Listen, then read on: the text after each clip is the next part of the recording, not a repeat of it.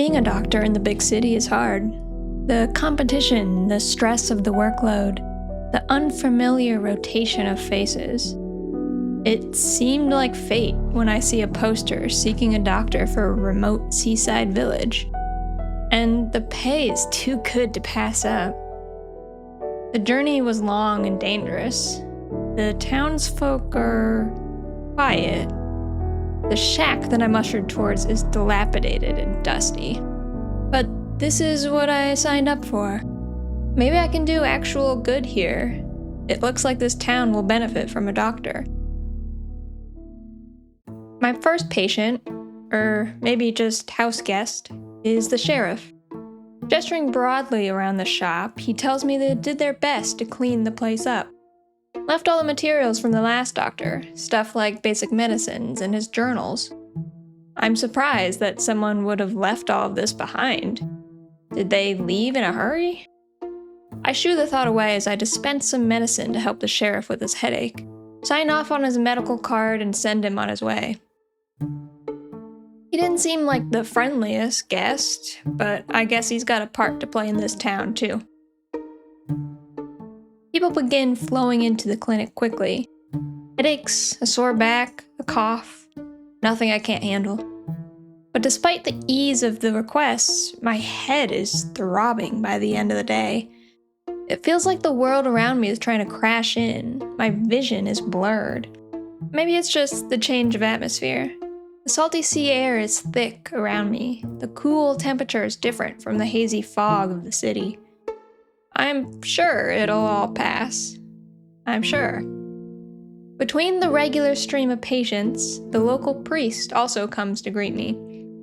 He seems nice enough. A bit holier than thou, but I don't know what I expected from a small town. First day comes to an uneventful end. The only sound in my shack as I fall asleep being the ringing in my own head. The following day, I receive a visit from the local engineer named Marianne, who brings me a multi-level syringe that she's been fixing up. Wow, this will actually really come in handy. Thank you. Maybe I'll make some friends in this town after all. The headaches follow me today, though, worse than before. I'm starting to get auras, and then I start seeing things altogether differently. The patient I'm with makes a comment about the look on my face. I saw it? She gives me something, says it'll help keep the filth away. I wouldn't usually take random medicine given to me by some stranger, but I'm not myself right now. Not with that thing in front of me. As I finish the bottle, the world around me returns to normalcy. The lady gives me a few more bottles just in case the hallucinations come back. That's all they were. Hallucinations. It has to be stress-induced. There has to be a logical reason for it. I thank her and stare at the bottle in my hand as the day rolls into night. I store the small stockpile of bottles given to me on my desk the following morning.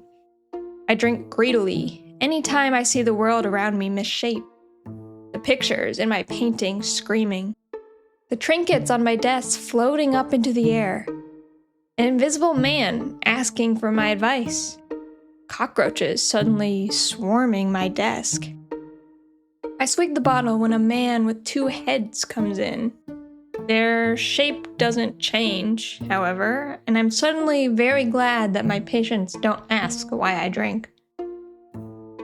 I treat their illness, which seems to be more of a disagreement between siblings than an actual illness, but it's all I can do for them. I wonder if there's a therapist in this town.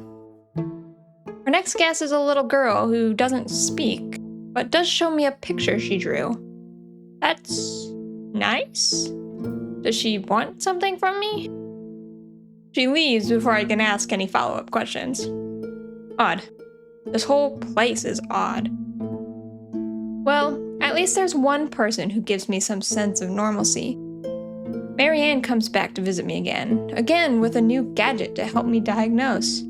She doesn't even ask for anything in return, just the company of conversation. It's a welcome change. The day rolls in with the usual arrangement of symptoms coming through the door. Eventually, a man strolls in complaining about hallucinations. He says he's been seeing fish people walking around on 2 feet. It wouldn't be the strangest thing to hallucinate. My own brain has conjured up some monsters just like that since I arrived. I give him a low-dose medication, expecting he'll have immediate benefits. But he dies.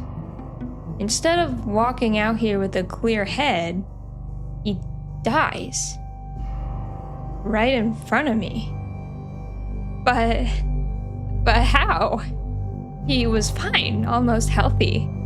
The dosage I gave him was like a single drop in the bucket, just enough to clear his head. The only thing he mentioned were his hallucinations. He had no other symptoms. He was fine. And now he's dead? I've never killed a patient before. I'm meant to do no harm, to treat the ill and care for the wounded. This isn't supposed to happen. I treated him correctly. Unless he wasn't hallucinating. I take another swig of my own medicine as his body is taken away. I close shop for the day. I've seen enough today. I don't have any dreams as I sleep. I haven't dreamt since I arrived on this cursed island. The sheriff pays me a visit the next day. An unfortunate accident, he calls it. I can't save everyone, he says. But don't let it become a reoccurrence. He doesn't want to have to question my actions any further. He has a part to play in this town, and so do I. Mine is to heal, to do no harm. I repeat the sentence to myself over and over. Do no harm. I grapple with my mind, trying not to let the world cave in around me. Every doctor has their bad days. I can overcome this. I have a role to play. The priest comes back to visit me. He gives me a list of people from his congregation, people that are sick, people that confided in him, people who have told him symptoms they won't tell me, the new person in town. He has a role to play too. I thought his role would include confidentiality, but I'm not about to turn this down now that the help has already been passed to my hand. I bid him farewell and get back to work. The twins come back to visit. They need some medicine to help the smaller brother's anger problem. A man comes in for blurred vision. Another comes in for dizziness. I do no harm. I treat the patients that come to me at the priest's insistence. I treat them just like the others, only leaning on the priest's list when absolutely necessary. I use the tools available to me. I treat this pretentious man who caused his own illness by his ridiculous fad diet. I even hear out this man who has clearly lost his sense of reality. He calls my medicine pseudoscience and gives me a flask of some purple liquid. He tells me that a woman will come to me and that I must give her this liquid. Right, I'll do that, buddy. On a side note, I have some flasks here that might help you with your delusions. He doesn't take me up on the offer. Marianne visits again, this time with a magnifying glass for my physical inspections. She reminds me that not everything is wrong with this island. My physical checks are better than ever now. I can't afford to make any more mistakes, and I take all the help I can get. The local librarian comes in with blurry vision. After a simple low dose of medication, she thanks me by offering to fix all those smudges in my medical book. I guess I didn't ever really think about those. They just seem like scribbles to me. However, I take her up on her offer and curiously flip through the pages when she's done with it. These notes are rambling, but that's not the frightening part. They're also familiar. The notes, who I can only assume were written by the previous doctor, talk about how they started to see things. how they felt like they're losing their mind, and traditional medicine wasn't helping them. They refused to drink the concoctions given by the old woman. I look over at my stockpile and shiver with the idea. I certainly wouldn't have made it this long without the elixir. The day turns to night. I sleep with no dreams. Morning turns into evening. The clock continues to tick. Captain of the ship that brought me to this wretched place comes to visit. He looks terrible. He's been feeling seasick of all things. I give him some medicine and wish him the best. Of everyone on this island, I can't afford to have him getting sick. He's my only way out of this hole. I keep my stockpile of elixirs topped off at all times. It's not just strange things going on around me anymore. I can't even trust my physical assessments. People have body parts that they shouldn't be able to have. Alien protrusions stick out of their bodies. I'm sipping on my elixir when the gravekeeper comes into the trap. He tells me they had a particularly beneficial arrangement with the previous doctor that he would like to continue with me. I put them down, and he puts them in the ground. We both get paid. He gives me a list of people that won't be missed, and leaves before I can find the words. This is not my role. I put the document on my desk, not sure what I should do with it. Do I report this to the sheriff? Would they even do anything about it if I did? For now, I just stew on it. The priest also comes to visit me. He seems disappointed that I didn't use his list, but I did treat all of his patients. It's not my fault they didn't all have the exact symptoms he happened to have written down. I treated them correctly, and they all left better than they came in. He gives me a new list, this one even more detailed than the last. Not only does he list symptoms, but specific treatments now. He's not a doctor. This isn't his role in town. And I don't trust him. There's something about his insistence. It makes me uneasy. Who is he to tell me how to do my job? I put the document next to the gravekeepers, both discarded in the corner of my desk. Not all my visitors are dreadful, however. The librarian, for example, who comes to visit me again the following day. She found a few pages of an old medical book, torn away and discarded amongst the shelves, and figured I would maybe want them. She also cleans up my books some more as we fix the new pages into the spine. These new pages are nightmares. They appear to be a study of some sort of fish-human creature, some mutation. They're written technically, scientifically. They specify dose strengths and mixing requirements. They're too specific to be some made-up rambling. This is a lot to process. I feel like I'm truly and entirely starting to lose my mind on this island. This isn't medicine anymore. This is witchcraft. This is a cult. Am I safe here? Have I ever truly been safe in this hut? My fear escalates as the captain stumbles back in my clinic. He looks even worse than the last time he was here. But how? I cured him. He was looking brand new. I scour my books. I inspect his body. I test several different types of injections. Nothing is helping. He tells me it's okay. Surely he just needs some sleep. Sleep will cure him. I don't need to worry. All I can do is worry, though, as he drags his feet back out my door. I couldn't help him, and he's my only way out. At least he didn't show signs of whatever it is that this book was talking about.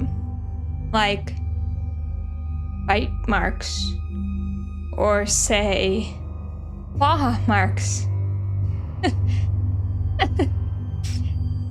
It's all I can do to not lock myself in the office, to pretend like nothing is happening. These aren't nightmares anymore. I can't drink them away with the elixir. They're tangible. I can touch them. I can inspect them. I can even try to treat them. But looking through my book, staring at the monstrosity that is the third level of transformation, this is outside of my scope. I can slow it down, but I can't possibly stop this. This is too much. I'm deep in the depths of my incoming madness when the priest comes to pay another visit. Not now. Not you. He's frustrated with me, with my rejection of his help. Can't I see that my medicine is faulty? Can't I see that the treatments I give are temporary? He gives me a third list, more detailed and specific than the previous. He smiles at me, a face that screams of deceit. He tells me if I follow his instructions, he'll help me keep the creatures of darkness away. I rip up his paper. I hate him. I hate this town. I hate whatever this fucked up disease is that's ransacking the village. Whatever this transformation is. This is sorcery. This is outside of my known laws of medicine. This is dark magic, and it's dragging me down into its little pit. Wherever its power originates from whatever dark slice of hell. Does hell exist in the sea? I'm starting to believe that it does. Whatever sanity I have left slips through my fingers. I'm missing obvious things. My attention is shattered. I don't see when the clock starts ticking backwards. I don't notice when the piggy alarm pops out, even though it's not the end of the day. I don't see when the clock turns into an eye and stares at me. The world is spinning. I'm surviving entirely off the elixir. I barely eat. I don't drink anything else. My mind is already broken when the old lady comes back to find me. She tells me how great I've been doing. I've been healing. But we both know my medicine isn't enough. She says the words that I have been repressing. The words that have been creeping up in the back of my mind for the past week. I can't heal them, but I can put them out of their misery. Maybe if I had more time to think on this decision, to sit with the idea, maybe I would have made a different choice. But that's not what happens. Every other patient shows signs of transformation. 1, 2, 3, 4. Killing them takes much less thought than curing them. It's careless work. It requires no knowledge or experience. The darkness of my dreamless nights extend into the next day. Someone broke in and stole my lantern. I switch to a candle, but it burns quickly. I light it up as the young mute girl enters my clinic. In the new brightness of the candlelight, I see wisps and shadows of tentacles creeping into my hut. The girl holds up a sign, indicating to me that the light will keep the creatures of the dark away.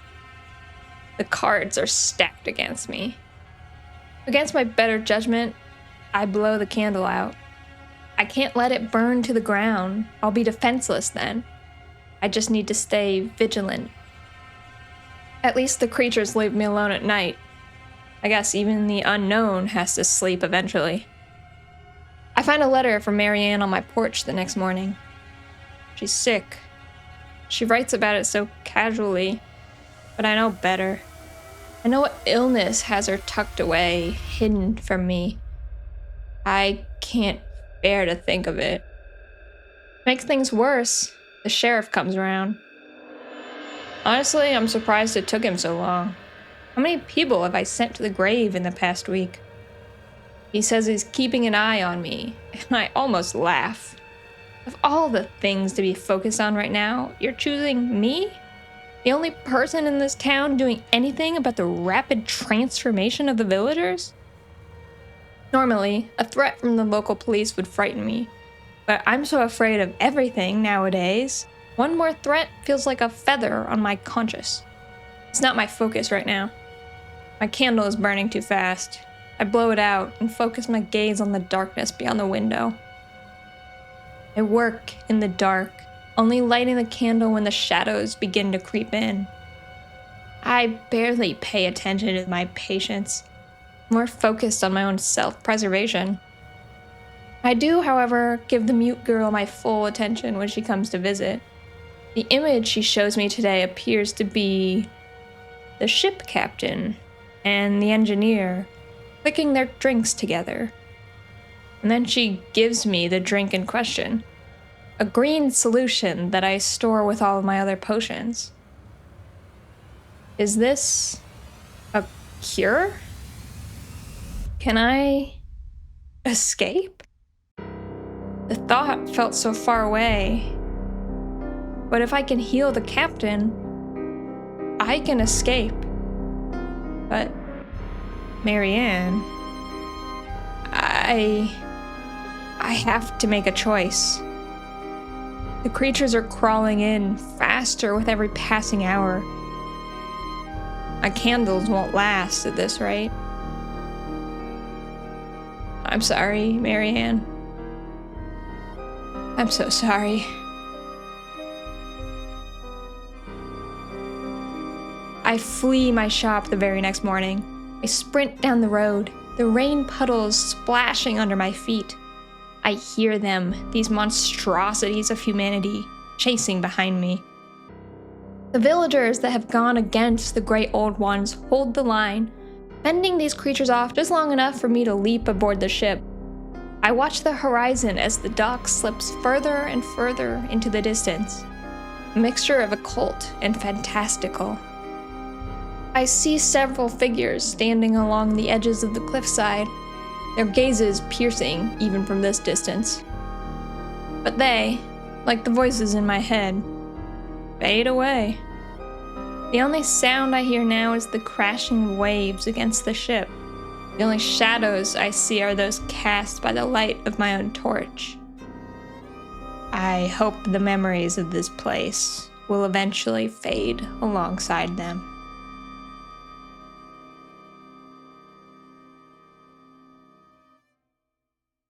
Thank you all so much for watching. If you like this video and you want to see more of my content, I stream all of my games live on Twitch and YouTube. I also have a Discord now, where you can get my personal takes on all of the games that I play. If you have any suggestions of games you'd like to see me play, let me know that in the comments.